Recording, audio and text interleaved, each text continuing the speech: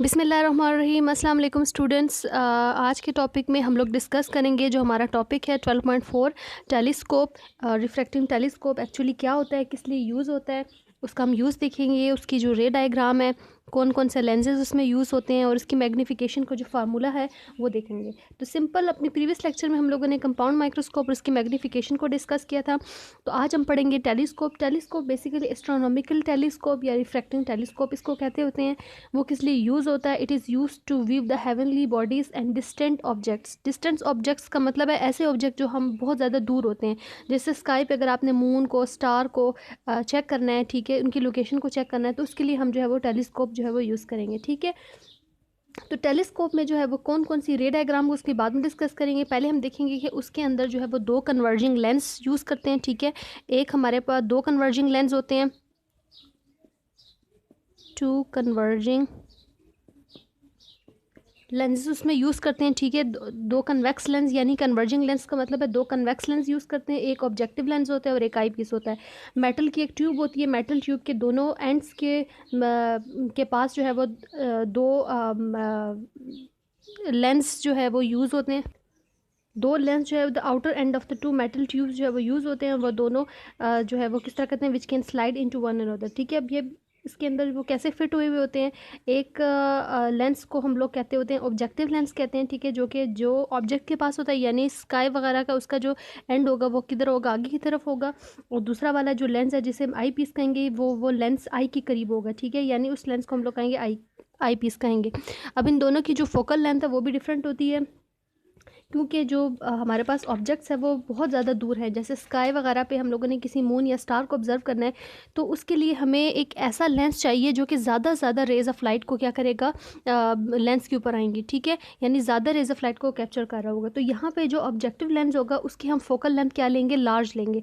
यानी objective lens जो होगा that is of the higher focal length, और जो आई पीस होगा, आई पीस जो है वो हमारे पास क्या होगा, उसकी फोकल लेंथ को हम शॉर्ट लेंगे। ठीक है, फिर उसके बाद जो ऑब्जेक्टिव लेंस होगा वो कैसे इमेज फॉर्म करेगा। ऑब्जेक्टिव लेंस हमारे पास एक ऐसा रियल इमेज फॉर्म करेगा, रियल और इन्वर्टेड इमेज जो है वो फॉर्म करेगा। ठीक है, और वो जो इमेज होगा वो एक्ट करेगा as an object for the eye piece. फिर उसके बाद ऑब्जेक्टिव जो आई पीस जो इमेज बना रहा होगा वो एक वर्चुअल, इरेक्ट और मैग्नीफाइड, हाईली मैग्नीफाइड इमेज होगा। उसकी मैग्नीफिकेशन का फार्मूला भी हम लोग देखेंगे। तो स्टार्ट करते हैं इसकी रे डायग्राम से।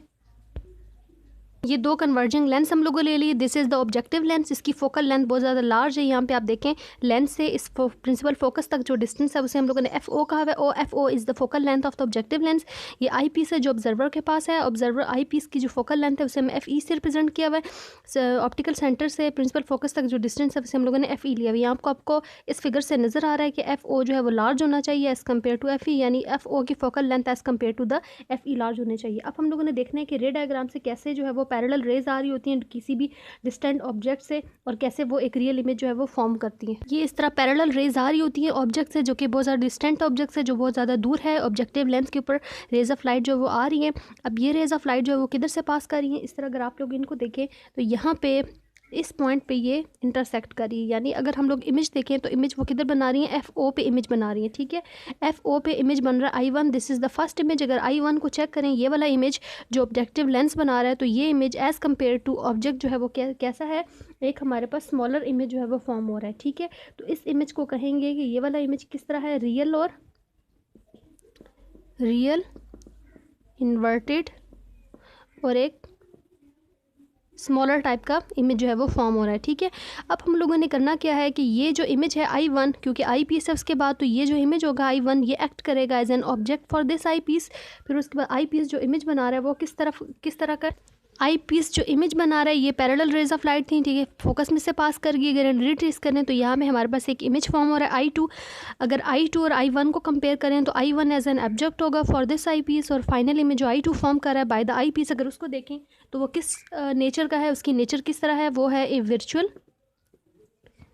वर्चुअल है, इरेक्ट है, और एक मैग्नीफाइड, हाईली मैग्नीफाइड इमेज जो है वो फॉर्म हो रहा है। ठीक है, तो हम लोगों ने ये देख ली। फिर उसके बाद यहाँ पे अगर इमेज को आप लोगों ने क्लियरली ऑब्जर्व करना है तो जो डिस्टेंस होगा ऑब्जेक्टिव का और आई पीस का, उसको आप लोगों ने बहुत अच्छी तरह एडजस्ट कर लेना है। ठीक है, और उस उस डिस्टेंस को आपने इस तरह एडजस्ट करना है कि हमारे पास जो फाइनल इमेज फॉर्म हो रहा है, फाइनल इमेज कौन सा है, I2, ठीक है। I2 आप उसको I dash A prime B prime की फॉर्म में भी लिख सकते हैं, ठीक है। यहाँ पे आप इसको कह दें A prime B prime, I1 image का साइज़ को A प्राइम B प्राइम, और फाइनल इमेज है I2 उसको A double prime B double prime से रिप्रेजेंट कर दें, ठीक है। तो अगर आप लोगों ने इमेज को क्लियरली ऑब्जर्व करना है तो जो डिस्टेंस होगा ऑब्जेक्टिव का और आई पीस को, उसको आप लोगों ने अच्छी तरह एडजस्ट कर लेना है, ठीक है। और उसको इस तरह एडजस्ट करना है कि हमारे पास जो फाइनल इमेज फॉर्म हो रहा है वो बिल्कुल कितने डिस्टेंस पे होना चाहिए, वो अपने least distance of distinct vision, यानी कि कितना होता है 25 सेंटीमीटर, इतने डिस्टेंस के ऊपर जो है वो इमेज जो है वो बनना चाहिए, ठीक है। तो जो फाइनल इमेज होगा वो हमारे पास फॉर्म हो जाएगा। और लेंथ ऑफ, अगर टेलीस्कोप को अगर डिस्कस करें तो लेंथ ऑफ टेलीस्कोप कितनी होगी, ऑब्जेक्टिव की जो फोकल लेंथ है उसे हम लोगों ने FO से रिप्रेजेंट किया हुआ है, एंड FE जो है वो this is the focal length of the eye piece. तो हमारे पास जो टोटल जो टेलीस्कोप की लेंथ है बेसिकली L वो किसकी इक्वल होगी, FO प्लस FE के इक्वल होगी, ठीक है। This is basically the length of the telescope, ये हमारे पास लेंथ आ गया। अब हम इसकी मैग्नीफिकेशन का फार्मूला लिख लेते हैं। मैग्नीफिकेशन बेसिकली एक्चुअली होती क्या है, मैग्नीफिकेशन अगर हम टेलीस्कोप के देखें तो बेसिकली मैग्नीफिकेशन एक ऐसा प्रोसेस होता है जो किसी भी ऑब्जेक्ट जो है उसको इनलार्ज करता है, यानी कि उसकी जस्ट अपेयरेंस को जो है वो इन्हेंस करता है, जो उसका फिजिकल साइंस को इंक्रीज़ नहीं करता, जस्ट उसकी अपेयरेंस को इनलार्ज कर देता है, ठीक है। तो उस अपेयरेंस को इनलार्ज करने की जो प्रोसेस है उसे हम लोग मैग्नीफिकेशन कहते हैं। और मैग्नीफिकेशन हमारे पास जो सिंपल टेलीस्कोप की होती है नॉर्मल एडजस्टमेंट में हम लोग हमारे पास किस तरह करते हैं कि इमेज हमारे पास किधर फॉर्म होगा एट उसकी जो टोटल लेंथ होगी टेलीस्कोप की वो नॉर्मल एडजस्टमेंट में अगर देखें तो टेलीस्कोप की लेंथ ये होती है, ठीक है। तो हमारे पास जो मैग्नीफिकेशन का जो फार्मूला होगा in normal adjustment it is given by this FO divided by FE.